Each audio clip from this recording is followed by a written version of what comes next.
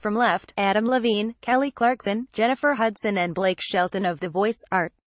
Streiber, NBC. It's a common theme on The Voice during the audition episodes. Country singers flock to Blake Shelton's team, and all of his fellow celebrity coaches are jealous.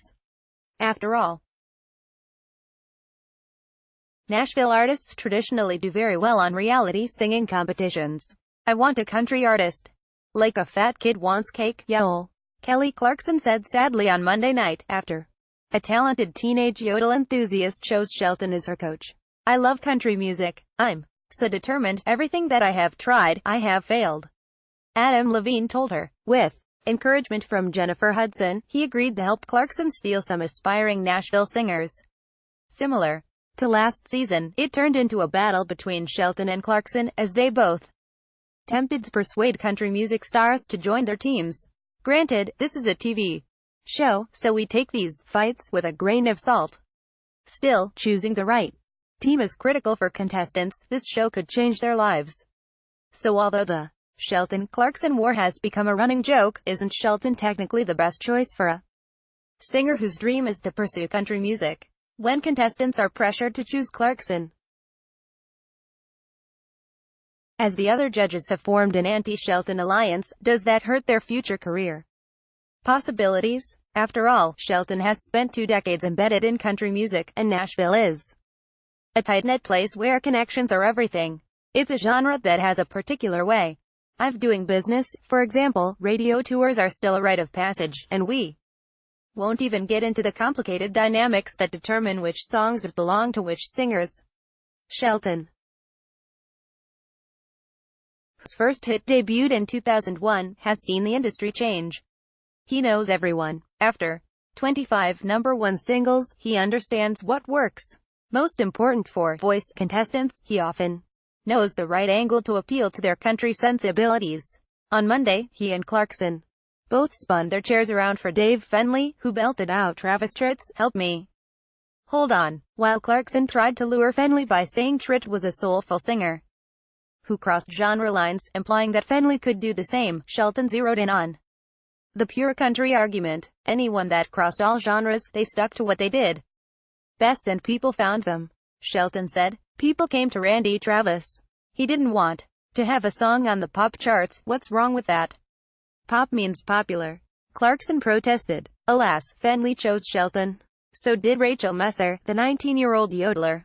Clarkson gushed about how much she loved her voice, yet Shelton won Messer over. "You're the kind of artist that excites me because you honor the history of country music before you take a step forward with it," he said. That didn't stop Clarkson, a Texas native and Nashville resident, who has repeatedly tried to prove she's well-versed in the country world. During last week's premiere, she ticked off a list. She once sang a duet with Jason Aldean. She brought last year's Voice finalist, Caleb Lee, to the CMT Awards. She's friends with Shane McAnally, one of Nashville's songwriting kings, who is apparently writing songs for Liz. "I'm just saying, I have connections, too," Clarkson said, adding that her husband is Shelton's manager. This is very much true, though Clarkson has spent most of her time in pop, despite releasing a couple of country songs. But as Clarkson is busy name-dropping, I don't know if you've heard my new duet with Dan Shay.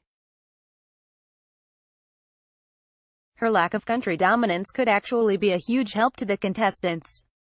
Shelton's team is going to be stacked with country singers, and those who join her could stand out. The contestants will have to eventually battle one another, and Clarkson will probably prioritize her country artists, just to throw it in Shelton's face. During Monday's episode, she landed 16-year-old Cheryl Shepherd by proving she already had a keen understanding of her style. "With those breaks in your voice, they're very Dolly Parton, but they're also very Sarah McLachlan," Clarkson said. "One main reason why I do want to work with you too, after turning around and watching, is I was just like you when I was young. And you are in your head a lot. If you just don't think about all those notes, it'll happen." It was a much stronger appeal than Shelton, who simply reminded everyone he's been on the show for 15 seasons. "I had to Go with Kelly, Shepard confided. I liked what she said. As the auditions roll on, country contestants will have to decide between Team Blake for the connections or Team Kelly for the attention. Each side has its advantages, and either one could backfire. It's just the type of tension that the voice producers love, and that makes it inevitable that the country singer battles will continue. Read more. Radio tour is not for the weak. Inside the first step to country music stardom, Nashville songwriters are like family. Here's what happens when things get complicated. Blake Shelton had a rough time on The Voice. This might explain why.